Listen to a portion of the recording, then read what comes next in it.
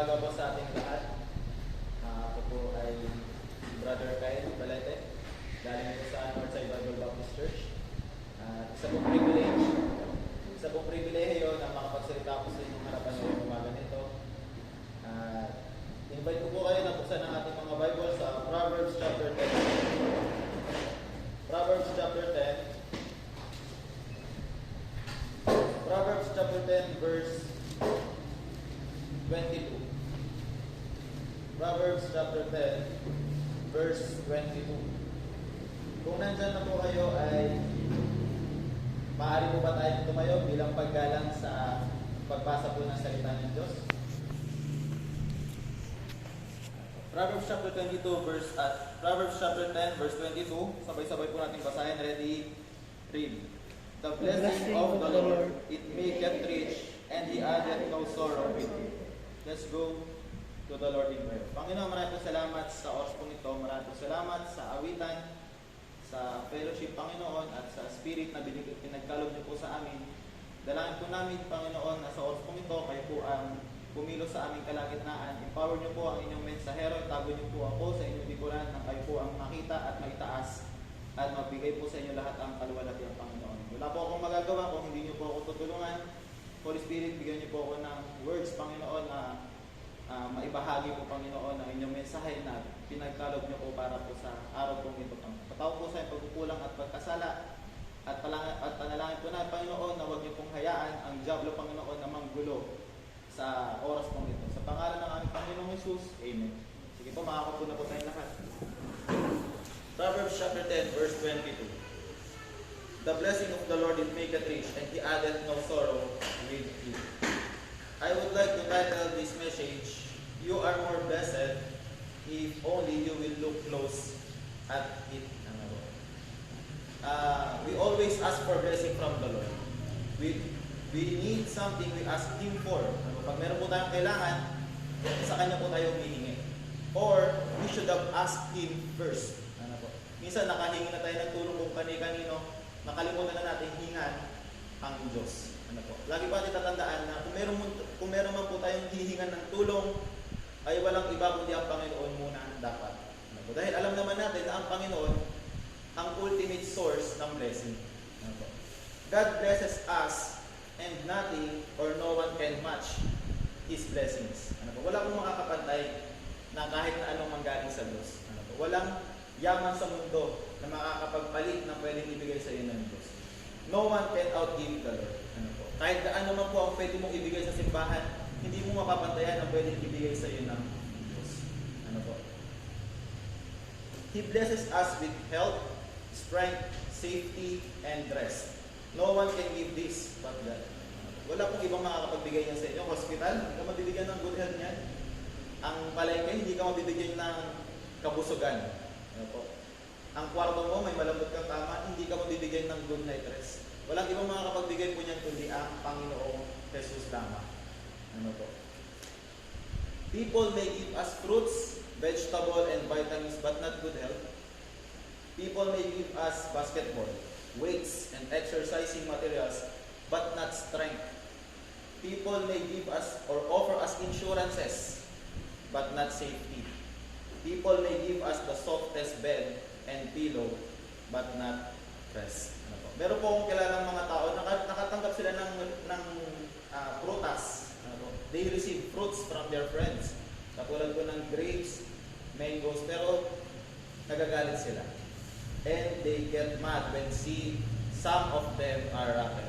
Diba? Pag binigyan ka ng ubas, pag binigyan ka ng saging, maganda, dilaw, o violet. Pero pagdating mo sa bahay, biniligtad mo, kulay brown pala yung kabila. Diba nakakainis? Ay, binigyan na nga ako, panis pa. Sino ba naman ang matutuwa pag ganun yung nabigay sa iyo? Meron din naman iba, yung iba nga pang display lang yung nakakit ng prutas nila sa bahay pero masaya. Yung iba naman, prutos pa. Yung prutas yung nagbibigay sa tindahan kung meron dyan, prutos lang, masaya na.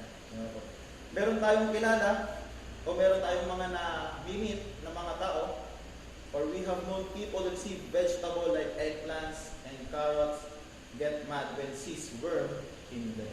Pagbili mo ng gulay nyo sa palengke, At pag uwi mo sa bahay, ang mahal-mahal ng presyo ngayon, pero pag biyak mo ng vegetable na yan o ng gulay na yan, nakita mo may uod pa. Ang malala pa pati yung uod na putol. Tapos niluto mo na. Diba? Eh maiinis nga naman. Pinagpaguran yung pinambili. Pagdating sa bahay, luto, inuugod pa rin. Diba? Pero ang nakakatuwa nga po dito sa Ilocos, eh basta kulay green, pwede lutuin. Diba? Basta green, gulay yan, pwede lutuin agad yan. Masaya na tayo. Eh meron pa mga tao, there are people who receives fish and gets mad when they're not fresh. Alam ko po, dito po sa labas ay may mga bilihan po ng isda. At may mga dumadayo din naman. Eh minsan, hindi naman laging fresh. At naiinis yung mga taong nakakakuha ng malasado ba? Yung tawag sa yung mga bilasana. Pero yung iba nga, tuyo lang. Yung iba, tinapa lang. At yung iba, sardinas. Pero masaya na. There are people who owns big bed and soft pillows but cannot sleep. May mga tao na mayroong malambot at napakalaking higaan pero hindi pa rin sila makatulog. Eh tayo nga kahit sa sahig lang nakakatulog agad. Wala pang aircon niya, wala pang electric fan niya. Malamig na sahig nakakatulog. Pero may mga tao, ang dami nilang una nakatabi pero hindi sila makatulog. Wala pa akong nakitang tao na nagreklamo dahil sa good health nila. Pero maraming tao ang nagrereklamo na madami silang iniinom na vitamins at mapait yung mga gamit nila. Diba? Wala naman siguro tao magsasabi na pagbangon na sa umaga, ay pambihira, ba't wala akong trangkaso, bakit wala akong sakit ng ulo? Wala. Walang gigising na tao na maiinis siya, bakit wala akong cancer? Bakit wala akong TB? Wala po. Diba? Pag gumising ang tao na kumpleto siya, wala siyang sakit, matutuwa yan. At yan ay hindi nabibili at hindi yan nabibili at hindi yan ay ibibigay ng kahit na anumang gamot. Yan po ay galing lang sa Diyos.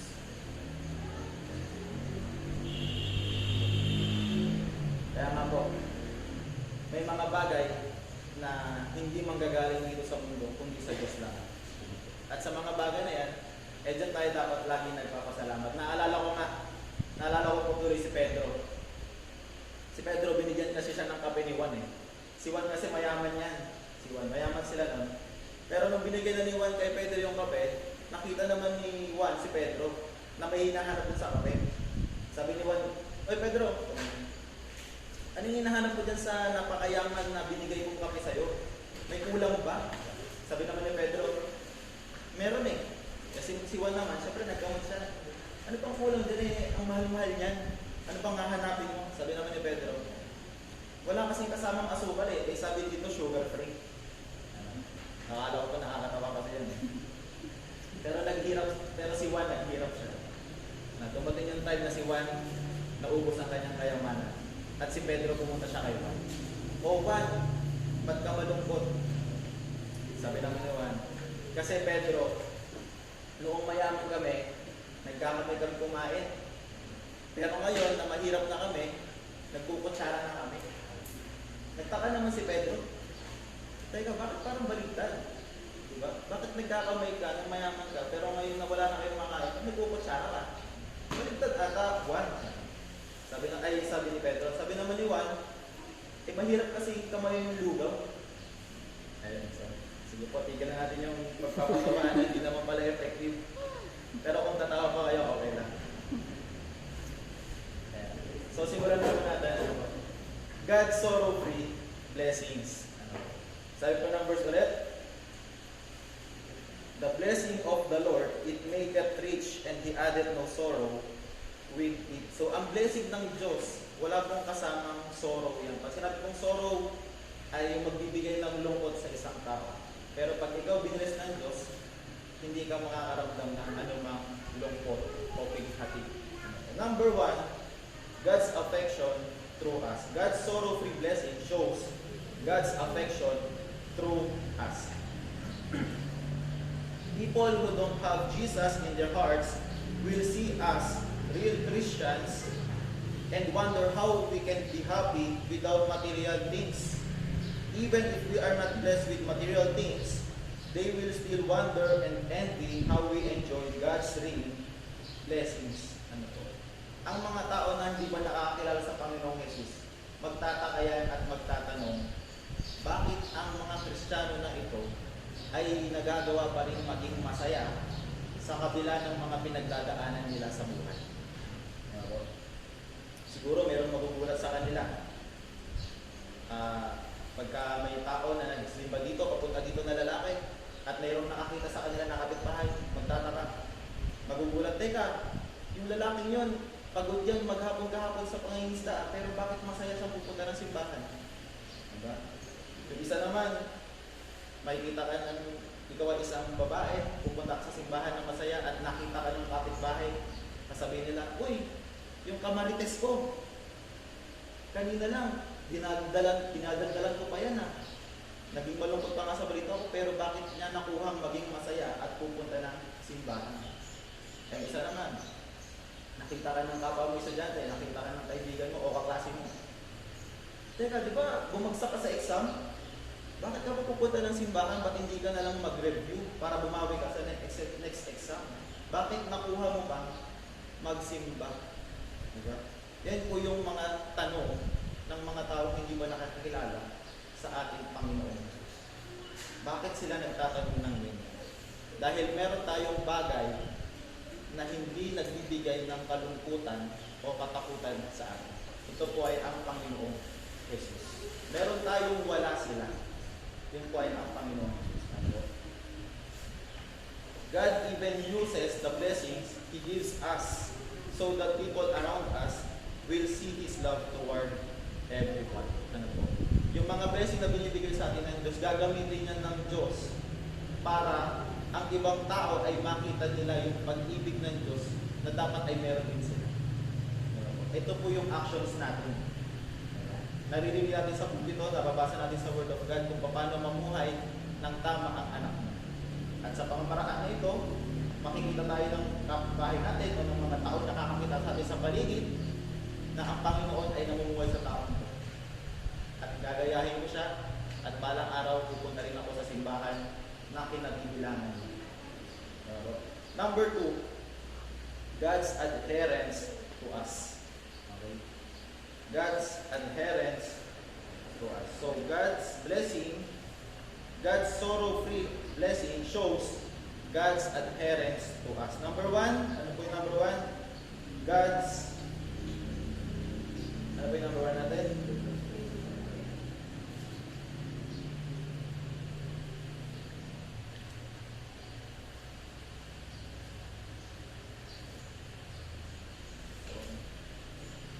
Number 1, God's affection through us.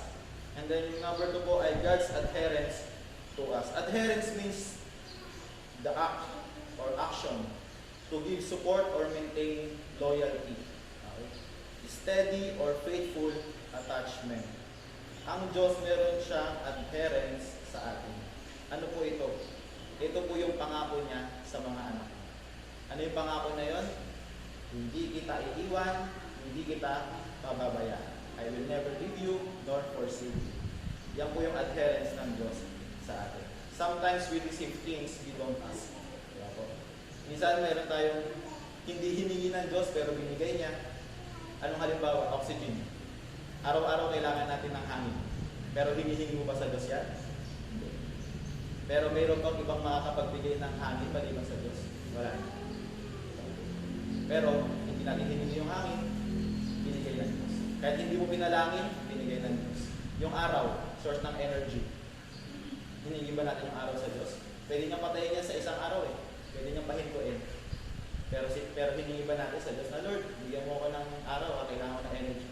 Wala naman nagpipray, pero binibigay niya. Nakikita niyo po, God's adherence to us. Alam ng Diyos ang dapat niyang ibigay sa atin. Kahit minsan, hindi or nalilimutan natin manghinig.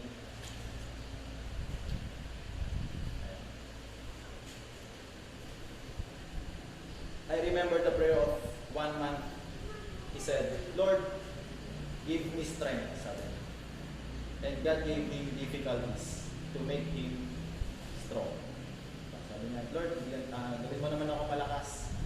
Pero ang binigay sa kanya ng Diyos ay lalong pagpapahirap. Parang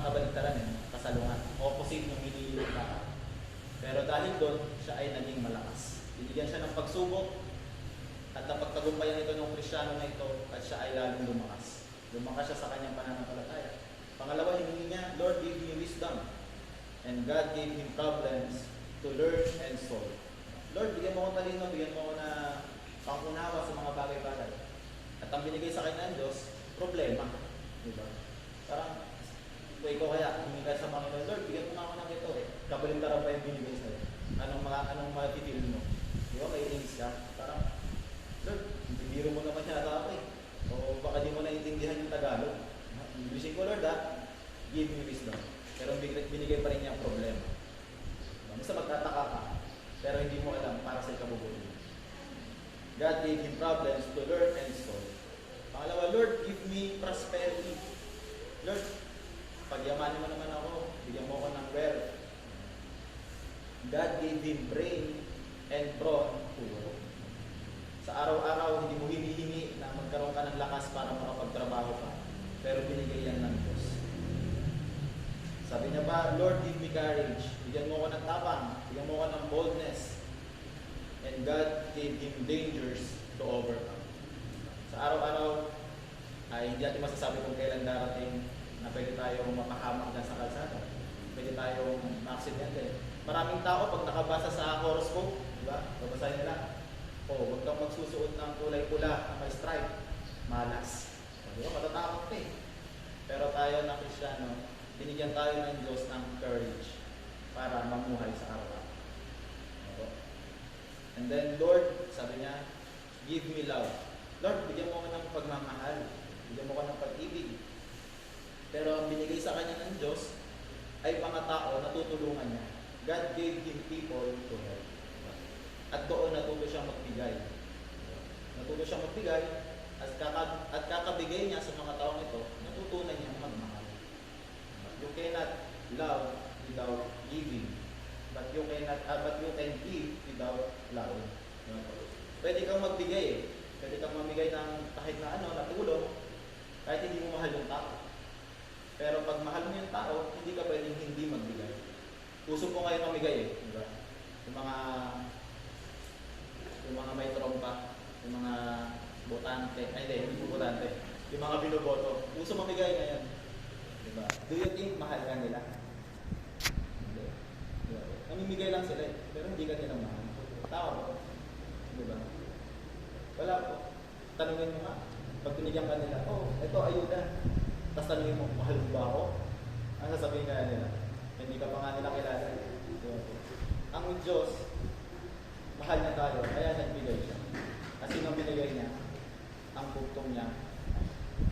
Dahil, for God so loved the world that He gave His only begotten Son, that whosoever believeth on Him should not perish but have everlasting life. Anong una? God loved the world. Dahil mahal niya ang mundo, nagbigay siya. At ang huling hiningi ng tao na ito, sabi niya, I asked for favors, God gave him opportunities. Nangihingi siya ng tulong, pero ang binigay ng Diyos sa kanya, oportunidad para makagawa. Nakikita ko po dito, meron po kayong opportunity na makapag-aral ng instrument. Piano, guitar, pag tayo dito, pag MC. Isang opportunity to learn. Sa iba, favor yan. May bayad pa nga. Pero dito, freely given. Sabi ng tawag ko, I received nothing I wanted. Pagkatapos niyang manalangin, after he prayed all these things, at iba yung binigay sa kanya ng Diyos, sabi niya, I received nothing I wanted. So, wala akong natanggap na hiningi ko sa Diyos. Wala akong natanggap na ginusto ko. Pero sabi niya, I received everything I needed. Ang natanggap ko ay yung mga kailangan ko. Sabi sa church po, sa north side, meron pong young people po doon, si Buboy. Nung bago-bago siya sa ministry, sa choir, nagpa-practice po kami ng choir sa gabi. We have practices after service ma'am. At yung bahay niya, from Lawag, papunta pa ng Bintat. Malayo, nakamotor lang siya. Gabi na yon. tapos makulimlim. Eh, meron siyang mga binilad na palay. May mga binilad siyang palay. At pag nabasa yung mga palay, pangit. Diba? Magdidikit-dikit, mamumuo. Hindi magandang ibenta. Or, hindi na maibenta. Eh, hindi siya makaalis kasi nga practice pa eh. And then, nung natapos na yung practice, nagmadali na siya umuwi. At pagka-uwi niya, nilipit niya yung mga palay at hindi umulan. Bumalik siya ng church. Kinamusta ko siya. Sabi ko, oh ano, nabasa ba yung palay mo? Sabi niya, hindi umulan. Sabi ko sa kanya, madami ba? Oo, madami. Siguro isa, kalsada yung pinagbilaran niya. Sabi niya, hiningi mo ba sa Diyos na hindi umulan? Pinag-pray mo ba na hindi muna umulan? Kasi nakalatag yung mga bigas mo doon? Hindi. So, sa instance na yun, meron siyang natutunan na may mga bagay tayo na kailangan natin pero hindi natin hinihingi sa Diyos. Pero binibigay ng Diyos. Na yun yung kailangan talaga natin. So number 1, God's sorrow-free blessing shows. Number 1, God's number 1 po ay God's affection through us. Number 2, God's adherence to us. Number 3, God's authority toward us. Ano po? Yung authority ng Diyos sa ating mga anak niya. Na bilang tumanggap na sa Kanya, tayo ay binigyan ng kapangyarihan maging anak ng Diyos. John 1:12. But as many as receive Him, to them gave the power to become the sons of God, even to them that believe on His name. Ano po sabi doon? Binigyan tayo ng kapangyarihan maging anak ng Diyos. At nung tayo naging anak ng Diyos, meron na siyang authority over us. His concern for us is above all His creation. Tama naman. Ang lahat ng bagay na nandito sa mundo, mapatao hanggang sa bato, ay creation ng Diyos. His concern for us is above all His creation. Christ died for people, not for things, not for animals, or nature. He prioritized our needs from His other creatures. Kaya nga, nag-provide ang Diyos ng kaligtasan para sa ating mga makasalanan dahil tayo yung priority niya. Hindi niya niregalo ang Panginoong Hesus sa hayop. Hindi niya ito binigay sa mga halaman. Binigay niya ito sa ating mga tao. Dahil tayo yung kanyang prioridad. Nagugutom ang tao. Nagutom ang tao, anong ginawa ng Diyos? Binigay niya yung ibang creation. O ito pagkain, manok, baboy, baka. Creation niya yun, pero binigay pa niya dito sa mga tao. Kasi tayo yung priority. There will always be sorrow with earthly and material things. Matthew chapter 6 verse 19. Buksan mo natin. Matthew chapter 6. Matthew chapter 6 verse 19. Matthew chapter 6 verse 19. Ayan po. Sabi po dito, lay not up yourselves treasures upon earth, where moth and rust doth corrupt, and where thieves break through and steal. Sabi po dyan, huwag kayong magtimbang ng yaman dito sa mundo. Bakit? Kasi ito ay mabubulok, ito ay aanayin, ito ay kakalawangin. Lay not up yourselves treasure upon earth. Pero sa verse 20, sabi po dyan, but lay up for yourselves treasure in heaven. Yung lay up, hindi yan sa basketball na lay up, hindi po hindi po yan 3-pointers Okay. Joke lang po yan. Sabi ko nga po, okay lang ito mga pag-joke po. Okay. Sabi po dyan, lay not, but lay up for yourself treasure in heaven, where neither moth nor rust doth corrupt, and where thieves do not break through nor steal. Sa langit, wala nang makakapagnakaw, o wala nang aanayin, o wala nang kakalawangin ng mga treasure. Ang tanong, paano po tayo maglalagay ng treasure sa langit habang nandito tayo sa mundo? Di ba po? Paano? Ano yung tanong? Paano tayo mag-iimbak ng yaman doon sa langit habang nandito pa tayo sa mundo? Una, service. Pwede tayo tayong mag-impact ng yaman sa langit through our service. Alam ko po na ngayon, nasa church service tayo. Pero hindi po ito service na tinutukoy ng Bible. Ano po? Kundi yung paglilingkod sa Diyos. Ano po? Kung ano na ba yung nagawa mo sa Diyos. Tumutugtog ka, nagpapagamit ka sa Diyos, yan yung service. Ano pa? Yung mga souls. Yung mga tao na madadala mo, maaakay mo dito sa simbahan. Yan po yung treasure na pwede natin ilimbak sa langit. Napaka-logical. Pag nagdala ka ng tao sa simbahan at naligtas, yung kaluluwa niya sa langit patungo. At yun ay treasure. Na-imbak mo siya sa langit. Kaya pagdating mo sa langit, makikita mo siya doon. Treasure mo siya. Magugulat ka na lang. Minsan may mga tao na in-invite mo sa simbahan, napunta mo dito, nadala mo siya dito, and then hindi na bumalik. At malulungkot ka, pero sabi ng Bible, He added no sorrow with it. Sabi ng Bible tayo, diba? And the blessing of the Lord, He added no sorrow. Dahil hindi mo alam pagdating mo sa langit, sasalubungin ka ng tao niyan. Hoy, salamat na in-invite mo ako sa simbahan. Kung hindi dahil sa'yo, nasa impyerno sana ako ngayon. It's a treasure. If you feel blessed but still have concerns, you ask yourself, is this blessing from the Lord? Then why am I sad? Minsan akala natin pag pinautang tayo blessing. Pero hindi. Minsan akala natin pag nanalo tayo sa wedding, sabihin natin, uy, nagpala ko ng Diyos. Tumaya ako nanalo. Tinaya ko pa 360. Galing pa sa Bible verse yung tinaya mo ng numero, tapos tumama. Uy, blessing galing sa Diyos. Nanalo ko sa wedding. Pero pagka naubos na yun, malungkot ka na naman. So magtataka ka, itong blessing na to galing ba ito sa Diyos? Kaya sabi ng Bible, He added no sorrow with it. Ang blessing ng Diyos, hindi nauubos. Magtatanong ka palagi. Maski yung mga tao na nanalo sa mga game show na milyon-milyon yung napapanalunan nila, nauubos sila ng katapos na malungkot sila. Kasi wala na, ubos na. Diba? Sabi nga kanina, humingi siya ng yaman, pero ang binigay sa kanya ng Diyos, talino at sipag. Diba? At kahit doon, nabuhay siya araw-araw. Pero yung isa, humingi ng numero, Lord, bigyan mo akong number, itataya ako sa loto. At siya ay nanalo. Pero naubos. Wala na siya kalang gawin. Nalungkot na lang siya. Pero yung tao na binigyan ng Diyos, nagkalooban ng Diyos ng talino at sipag, patuloy siyang namuhay. At doon siya yumaman.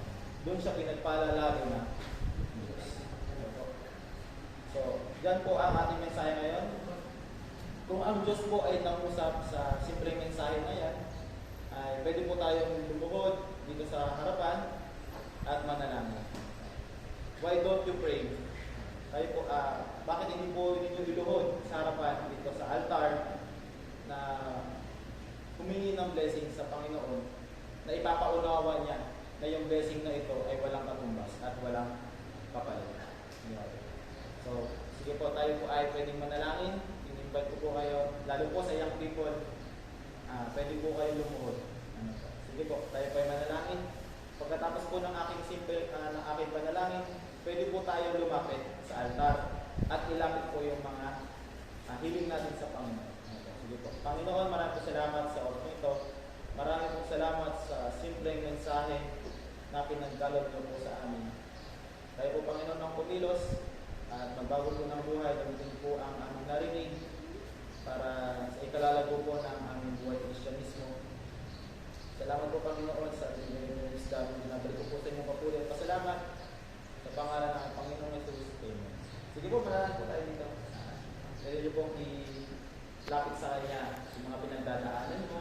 Pwede mo sabihin sa Kanya yung mga pangangailangan. Sige po.